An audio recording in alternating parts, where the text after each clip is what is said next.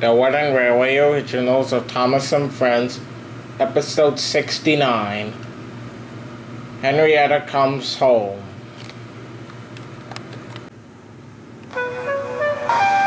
Toby was not enjoying his time on Thomas's ranch line. He was overworked, tired, and worst of all, he was starting to miss Henrietta after he ditched her at Nefford Station because of as he had a little bit of trouble with the signals.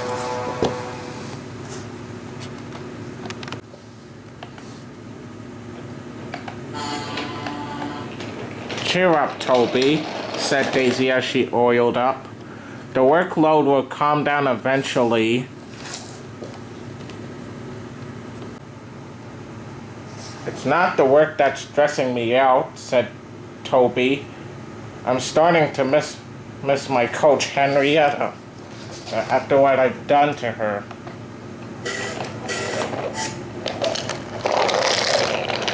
"What did you do?" asked Daisy. "Well, after I,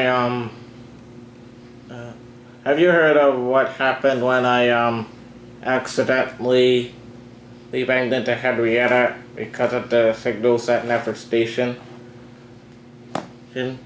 "Oh yes, I have," said Daisy. "See, Thomas told me about it."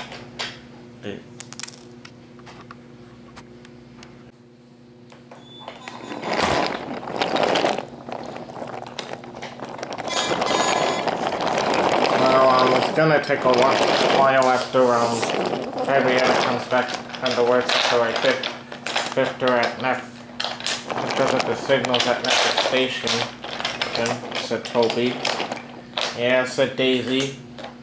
I hope if your coach comes back soon." "Oh, thank you," said Toby.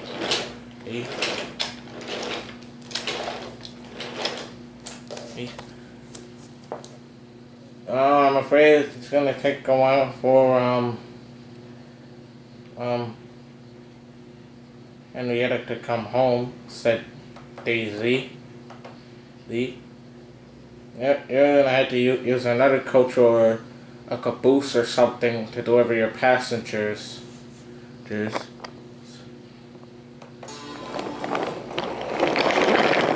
Daisy oiled away to deliver her milk and yogurt, and Toby was left alone.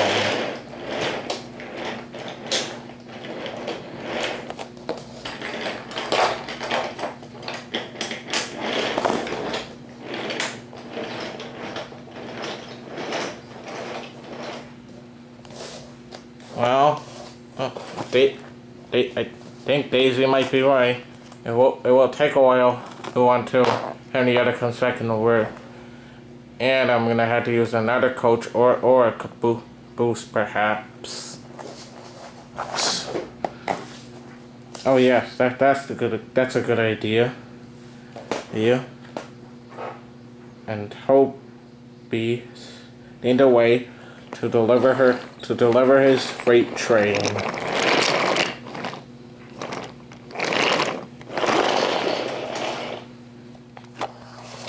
Meanwhile, Philip was sending some freight cars in the yard. When Hank let old slow coach.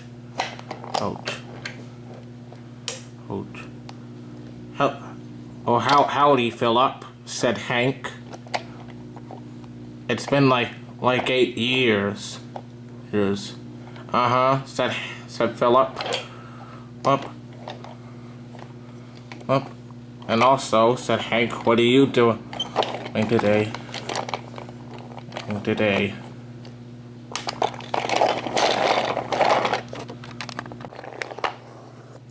"Oh, I'm shunting cars," said Philip.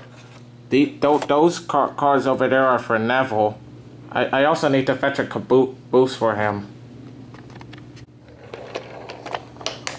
"Okay, there we go." "Watch this, Hank. I can shut these cars from here." You shut the cars all the way away to Neville. The cars rolled along the line and coupled up to Neville. Holy cow catchers, said Hank. Hank, that was impressive. Yeah, said Philip. It took me a lot of practice to get it right.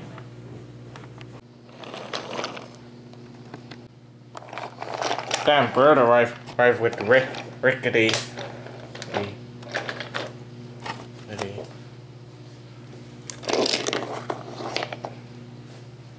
Oh, excuse me, Bird. Bird, would you back up, please? Please, I need to get that freight car that's next to you.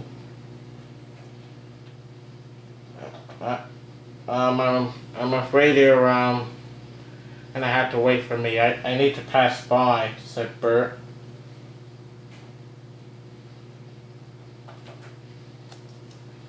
But Philip didn't want to wait a minute. So guess what he did? He went off the track, went over the track and coupled up to the car. Ah, bet you can't do that, Bert, said Philip. Double holy cow catchers, said Hank. Huh. But secretly, Bert was impressed by that.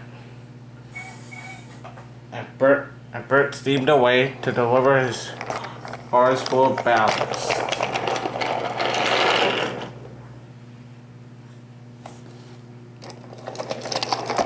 And Philip counted the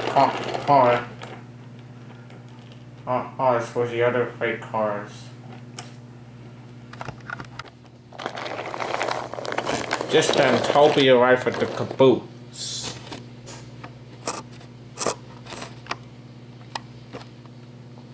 Howdy, Toby, said Hank. Why are you bringing a caboose to the platform? Well, have you heard of what happened when I had a little bit of trouble at the signal here at Nafford Station?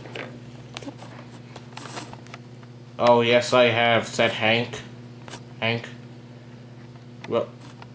Rosie told me about it. She was lowering her tray into Nafford Harbor.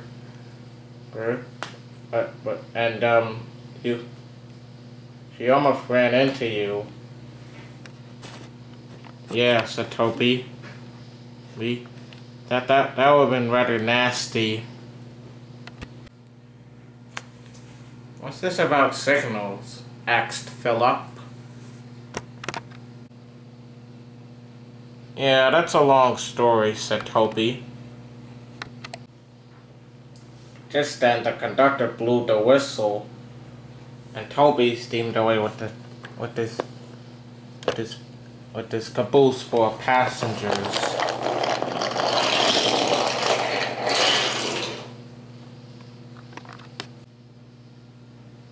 Odd, said Philip.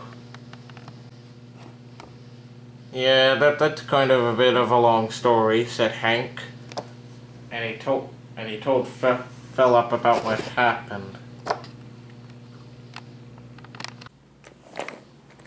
Toby had to deliver some passengers to dry yard, and then bring in some workmen to the clay pits. Soon Toby arrived at the clay pits. Bill, Ben, Marion, and Timothy were already there. Good morning, they said. Then Marion noticed that Toby was pulling a caboose. Why are you pulling a caboose? Said Marion. Oh yeah, I remember that, said Timothy. Yeah, it's been about 2 years that you haven't even told us, said Bill and Ben. I have to get going. The day's work is nearly over, and I don't want to be late and hope we steamed away with the caboose. Meanwhile, Hero was passing by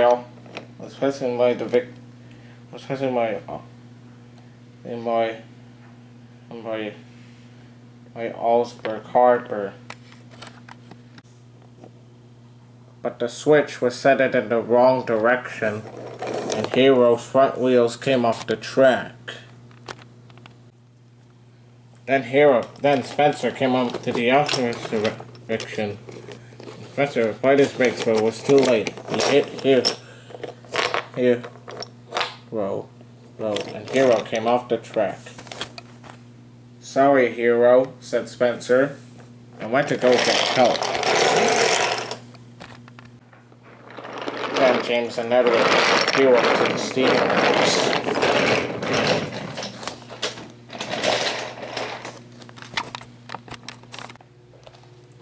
Then Spencer arrived at Allsburg Junction, and Mike was taking a rest. "I've heard you crashed into Hero at the Wellsworth Crossing," said Mike. "It was just an accident, an honest mistake," said Spencer. "The only problem now is that Hero has a freight train to pull, but I'm too busy to pull all the other engines." "I could take it," said Mike. "Alright," said Spencer. Just be careful with the freight car. Ours. I'll try," said Mike. When Mike arrived, he saw Hero's freight train nearby. Said Mike.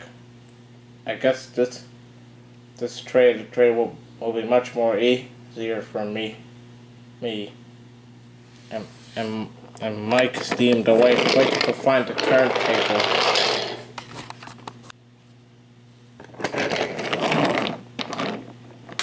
As soon as Mike was coupled up to the train, he set off.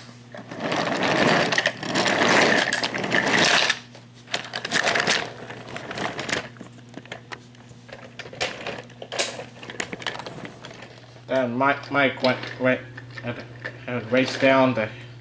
down the hill. This was the chance with the freight cars. On, they yelled. "Oh no," cried Mike. And then there was more trouble. A couple had broken away from Trevor, and Trevor's trailer was trapped on the crossing. The roadway vehicles watched as Mike was about to run into Trevor's trailer. "Whoa!" cried Mike.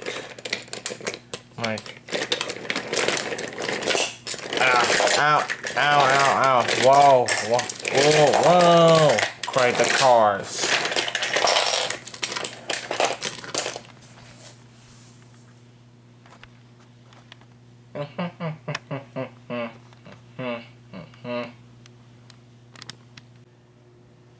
"You stupid cars," said Mike. "You made me run into Trevor's trailer." Sorry, Trevor," said Mike. No worries," said Trevor.